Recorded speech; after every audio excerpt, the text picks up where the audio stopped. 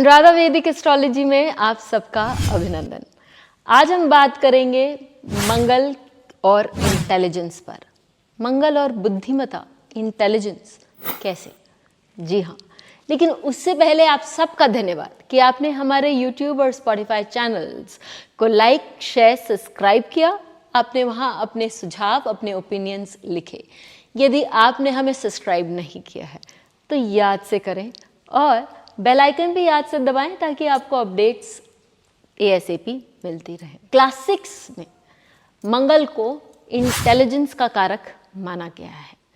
मंगल में वो ऊर्जा है जो यदि हम लॉजिकल रीजनिंग जो मंगल के पास है और एक स्ट्रैटेजिक प्लानिंग जो वापस मंगल के साथ है, यदि उसको सही ढंग से उसका उपयोग करते हैं और उसको एक यथा स्वरूप देते हैं या उसको एक भौतिक रूप देते हैं, तो हमारे जीवन में कहीं ना कहीं कुछ सुंदर आता ही है, कुछ अच्छा बनकर आता है। और अपने दिमाग की शक्तियों का प्रयोग करके यदि हमने ये काम किया है तो ऑब्वियसली लोग क्या बोलते हैं कि भाई ये बहुत बुद्धिमान व्यक्ति है, ये बहुत इंटेलिजेंट पर्सन है। बहुत ज़रूरी है कि हम इस मंगल के बारे में और जानें कि ये क्या क्या हमें दे सकते हैं। लग्न से पंचम भाव जो इंटेलिजेंस को बताता है, यदि मंगल उस भाव को प्रभावित करते हैं, क्यों मैंने ऐसा कहा? क्योंकि मंगल इंटेलिजेंस के कारक है। जिस भाव का वो कारक है, यदि उसको वो प्रभावित करता है तो वो भाव को अच्छे से एक्टिवेट कर सकता है। यदि लग्न से पंचम या चंद्रमा से पंचम, चंद्रमा से पंचम क्यों? चंद्रमा मन का कारक है। वहां से पंचम बताता है कि आपके मन में कुछ अच्छे आइडियाज हैं, कुछ करने की क्षमता है।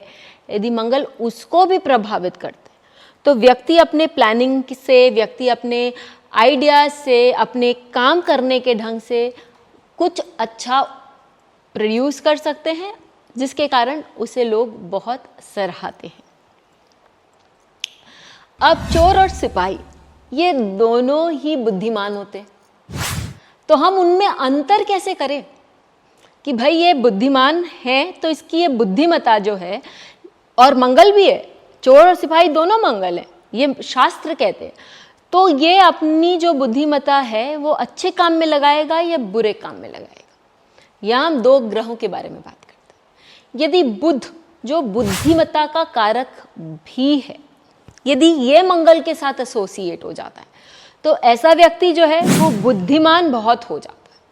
लेकिन अब यही बुध और मंगल यदि अकारक भावों से भी जुड़ जाते हैं, 6, 8, 12 से जुड़ जाते हैं, तो वो अपनी बुद्धि जो है वो दुष्ट कामों में लगाएगा, तो वो चोर कैटेगरी में आ ही गया। और यही यदि ये अच्छे भावों के साथ जुड़ जाते हैं तो ये व्यक्ति अपनी बुद्धि जो है वो अच्छे कामों में लगाएगा। एक दूसरा, आज के दिन फाइनेंशियल फ्रॉड्स बहुत हो रहे हैं। ये फ्रॉड्स कैसे हो सकते हैं? इसमें राहु का एलिमेंट, जो छलिया आप कहिए, जो आप बदमाश कहिए, जो आप चोर कहिए, लोग बहुत कुछ बोल सकते हैं, लेकिन उन सब के साथ जुड़ रहा है। और वो मंगल आपको डेर दे रहा है कि चल भाई काम कर ही ले, चोरी कर ही ले, बाद में देखेंगे। तो ये मंगल और राहु यदि जुड़ जाते हैं किसी के व्यक्ति के अकारक भावों से, तो वो चोर बन सकता है, वो चोरी कर सकता है, या उसके साथ अच्छा खासा चोरी उसके साथ हो सकती है।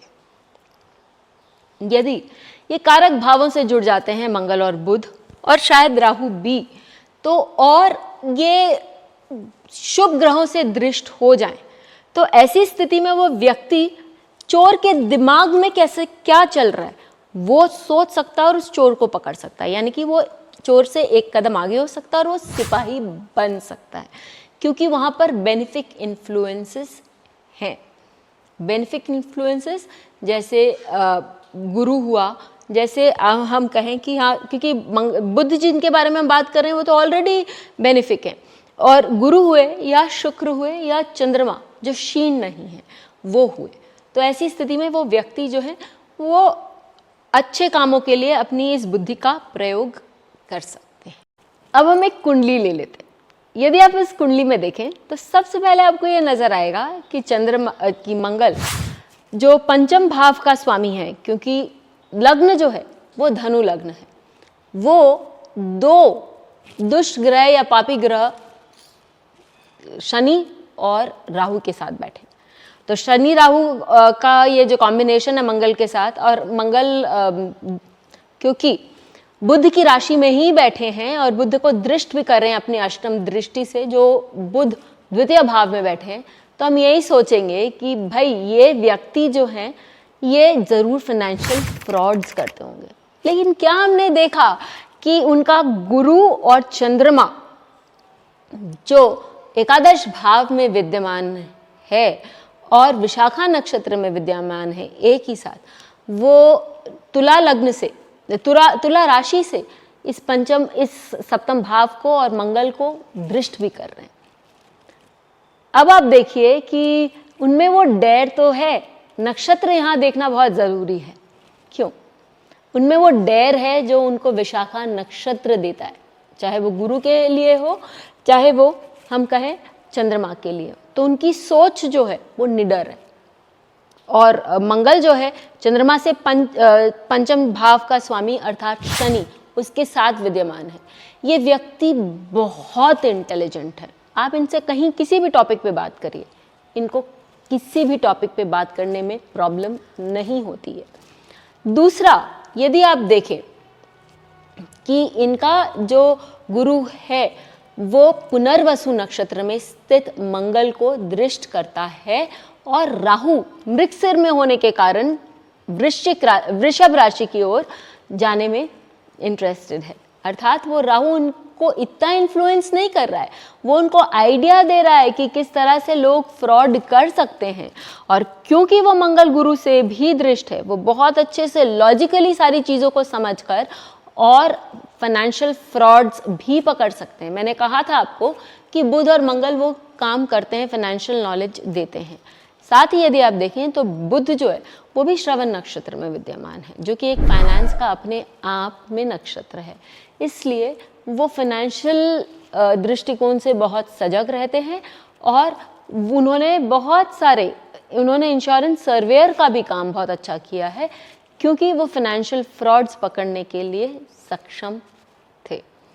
तो हमें कुंडली को बहुत अच्छे से जांच करनी चाहिए, नक्षत्रों को नहीं भूलना चाहिए।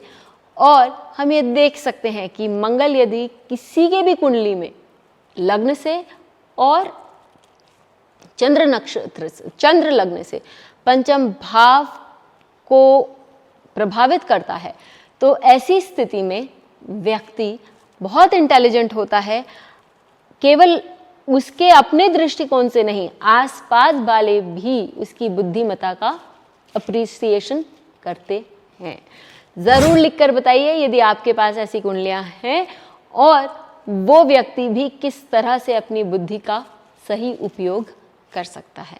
फिर मिलेंगे, तब तक के लिए बेल आइकन को दबाएं ताकि आपको वीडियोस की अपडेट मिलती रहे। हमारे वीडियोस को लाइक करें, शेयर करें, उन पर कमेंट करें और हमारे चैनल को सब्सक्राइब करना न भूलें।